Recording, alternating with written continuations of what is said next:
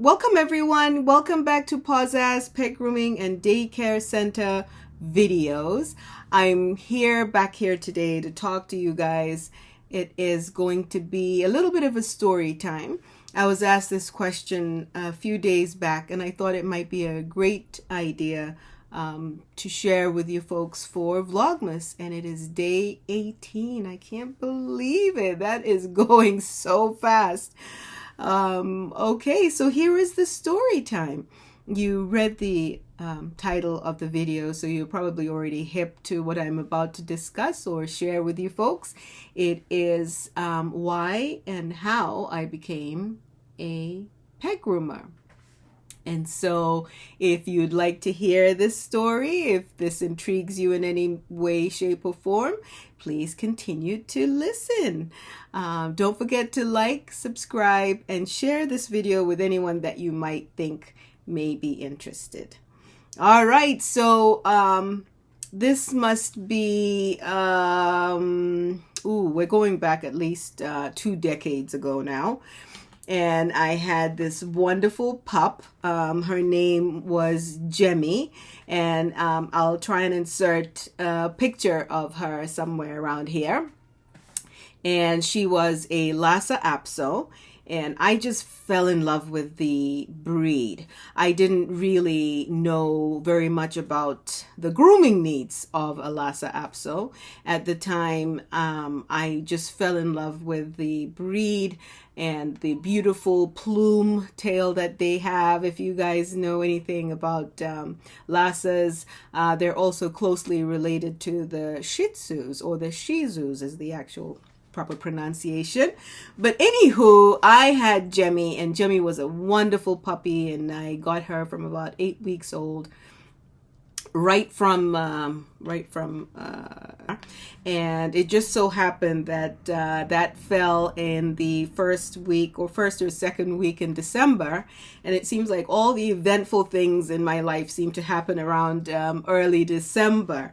So I got this little puppy, and she was adorable, and like a lot of people are probably going to be getting dogs and puppies around about this time now. So this I quickly found out in a couple of months that my little Jemmy turned from this little, short-haired little ball of love to this, packed, long coat. She could actually hardly see through the front of her face because the fur grew that quickly.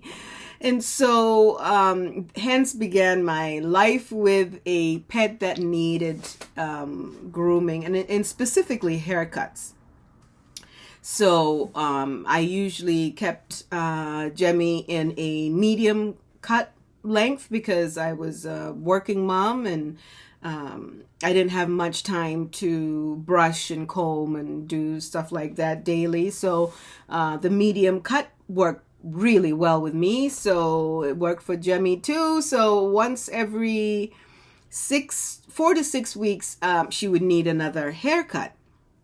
So back then, I was not a very responsible pet groomer. Now I'm constantly asking people to make sure that they find a good groomer and stick with that person for various reasons. But I did not rebook her appointments after the groom. So 4 to 6 weeks would quickly roll by, and I would be sitting by the phone trying to call around everywhere to see if I could get my dog's fur cut. And lo and behold, and I'm sure this happens to some of you, no appointments. Everyone was booked up. Yeah, we're booked up 4 weeks. We're booked out 6 weeks. Oh, you should have called us earlier. Can I get on a wait list? It was endless. And so inevitably, it became the topic of discussion at our table. And it seemed like every month or so, here I was back again, complaining to my family at the dinner table about how difficult it was to get an appointment to groom my pup. So eventually, one of the older children said, "Listen, why don't you just do something about it?" And lo and behold, the seed was born. And the seed that was born in my mind was, you know what? He's right. Let me just learn how to groom Jemmy myself. So off I went, doing my research to try and find out how I could learn how to groom my dog.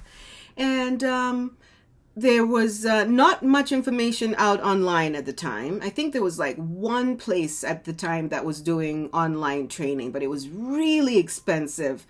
And I'm not one really for online type of stuff. I'm a one-on-one kind of person. Well, as you all know, I did finally find this great course that I took at Mount Ida College, and it took me about 9 to 12 months to complete the course because I was only taking it part-time. It was only so that I could learn how to groom my dog.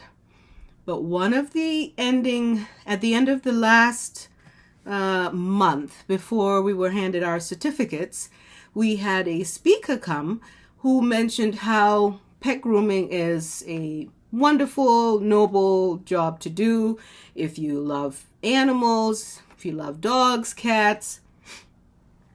You can actually make a business out of it.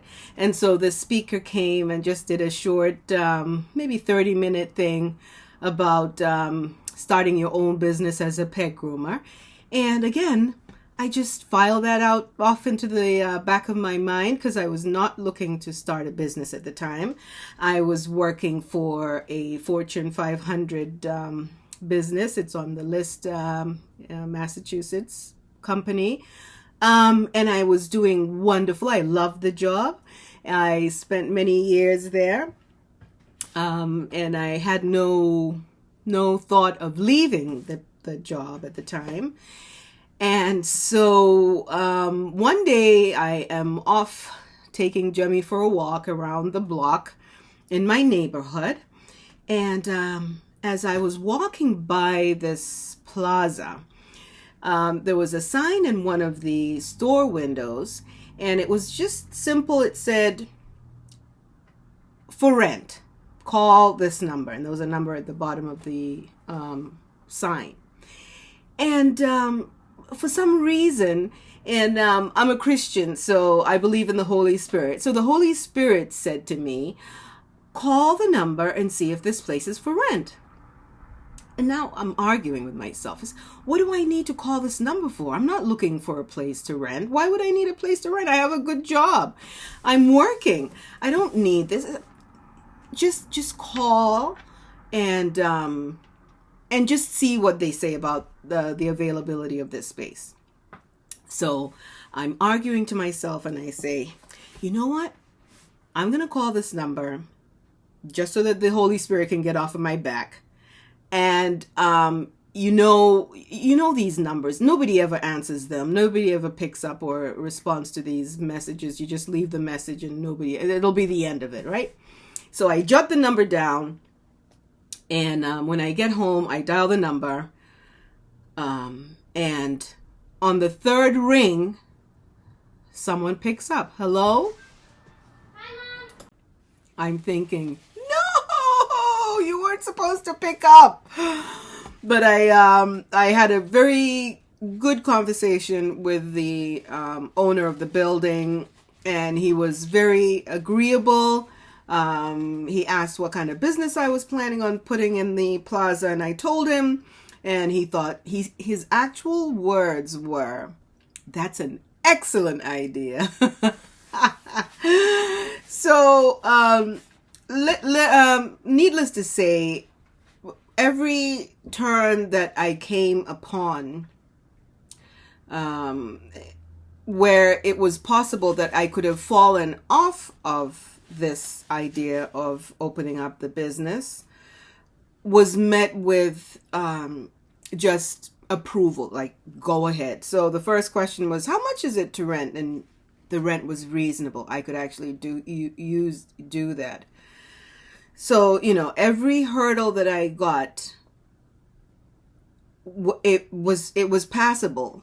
So I very quickly brought my husband, I think it was that very evening, brought Kevin over to take a look at this spot. And as you folks now know, Kevin has a construction background. He was able to quickly take a look around at the space and ask me how I wanted it laid out. And he said, "Yep, sure, we can do this. I can lay this out for you." So within 3 months, I would say, of me taking this walk around my block, very unassuming evening walk, I was moved. I had quit my job, quit my paying job, and we had both emptied out our savings accounts to purchase, because it's expensive to purchase the equipment. We needed all kinds of things, from tubs to dryers to grooming tables to all kinds of licenses you have to get to open a business in the city. And so after 3 months, I'm going to insert a picture here. We had a grand opening. The mayor of Haverhill came, and he actually, we had a great time opening, with people from the city, opening up the business. And the following week, I was wondering if I had made the right choice, because I was no longer getting a paycheck from my lucrative job. And I was sitting looking at the phone, wondering if my phone was actually working. Like, is there a dial tone type of thing? But very quickly, word of mouth went around. And I still am very good friends with lots of the first customers that walked in through Pazaz's doors. And I just want to give hope and encouragement and inspiration to anyone out there who has a passion, or maybe having, you may call it a sixth sense, or a little whisper in your heart, just encouraging you to go into a direction that you're not comfortable with, or maybe nervous about. Take the chance. We call it taking a leap of faith. Take a leap of faith that God's got you, and that lots of people say, "Wow, how could you have quit your job? That was a really good job you had. What if the business hadn't worked out? What if, Pazaz was a bad idea?" And I say to you, what if it is a good idea, though? What if you're leaving a really great opportunity on the table? For you, it may be something else. For you, it may be starting a relationship with somebody, or going back to school for something that you've always been passionate about. Take a chance. Take a chance. Take a chance on yourself. Take a chance on yourself. If it didn't work, it didn't work. But if it did, how great would that be?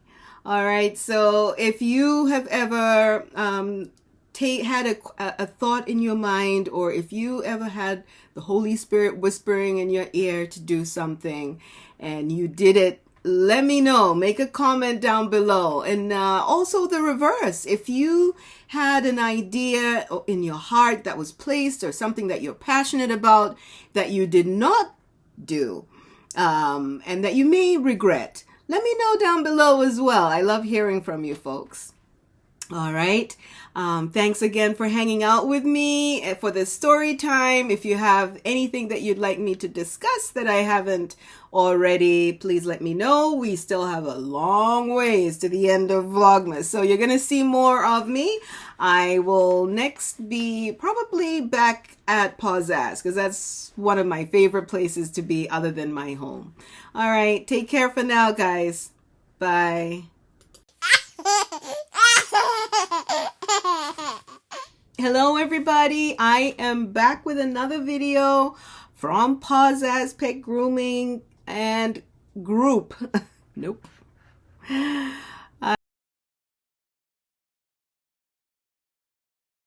If you stayed till the very end and had a few chuckles, please like, subscribe, and share with your friends and family. And as always, if you're local, please come and visit us at 640 Primrose Street in Haverhill. Thank you, and see you at the next video.